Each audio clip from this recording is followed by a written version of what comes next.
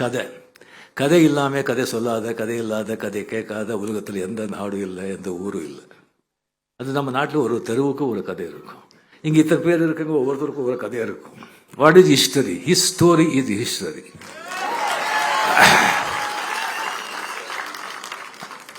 So அந்த புத்தகங்கள் படிக்கிறவங்க மிகப்பெரிய ஒரு அருமையான ஒரு ஹாபி அது. அந்த புத்தகம் வாசிக்கிற அந்த ஹாபி, அந்த பழக்க வயசுங்கிற அந்த புத்தகம் பக்கத்துலேயே இருக்கும். அப்பா நீ எடுத்து சும்மா திறந்து பாரு, உனக்கு பல விஷயங்கள் சொல்லுவேன், பல பேர் அறிமுகப்படுத்துகிற, உன்னை சிந்திக்க வைக்கிற, சிரிக்க வைக்கிற, பொழுதுபோக்குற அப்படின்னு சொல்லுவது. ஸோ அந்த புத்தகம் எனக்கு ராமகிருஷ்ண ஆசிரமத்தில் படிக்கும்போது அங்கே சண்டே 1 hour புக்கம் படித்து தான் ஆகணும். படித்தது என்னன்னு சொல்லணும். அப்போ அந்த பழக்கம். அதுக்கப்புறம் அம்புலி மாமாலேருந்து சரி துப்பறியும் கதைகள்லேருந்து பெரிய பெரிய நாவலிஸ்ட்டு, அந்த கழுத்தில் பெரிய பெரிய நாவலிஸ்ட் இருக்காங்க. அதில் மிக சிறந்த நாவலிஸ்ட்டு 3-4 பேர் தமிழியன்ஸ். மாஸ்தி வெங்கடேஷ் ஐயங்கார், KV ஐயர், GP ராஜரத்னம், கைலாசம் எல்லாம் மிகப்பெரிய எழுத்தாளர்கள் அங்கெல்லாம். ஸோ அதில் SL பைரப்பா அப்படின்னு சொல்லியிருக்காரு. ஒரு அருமையான அது ஒரு பர்வான்னு சொல்லி ஒரு நாவல் எழுதியிருக்காரு.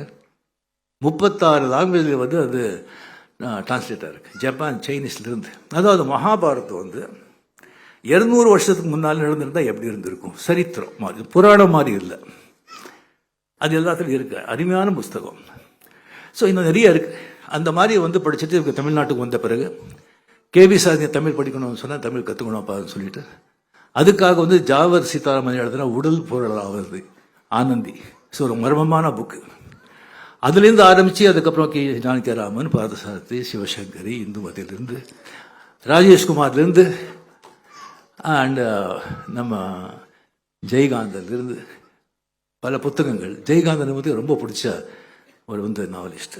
ஏன்னா அவருடைய கேரக்டர்ஸ் அவர் எடுத்துக்கிற அந்த சப்ஜெக்ட் எனக்கு ரொம்ப பிடிக்கும். ஒரு குப்பத்தை பற்றி ஒரு கதை எழுதுனாங்கன்னு சொன்னால் அந்த குப்பத்தை ஒரு வளர்ந்துக்கிற விதம், அந்த கேரக்டர் பேசுகிற விதம் பார்த்தா இவர் குப்பத்திலேயே பிறந்து விழுந்திருப்பாரோ அப்படின்னு தோணும். ஒரு பிராமணன் பற்றி ஒரு கதை தேசம் எழுதுனாங்கன்னு சொன்னால் இவர் அக்ரஹத்தில் பிறந்திருப்பாரோ அப்படின்னு தோணும். யாருக்காக அழுதான் ஒரு புத்தகம் படமாகவும் வந்தது. அந்த புத்தகம் நான் படித்தேன். அந்த கேரக்டர் ஹீரோ யாருக்காக அழுதான்னு தெரியாது, பட் அவனுக்காக படம் புக்கு படித்த பிறகு நான் ஒரு 3 நிமிஷம் அவனுக்காக அழுது.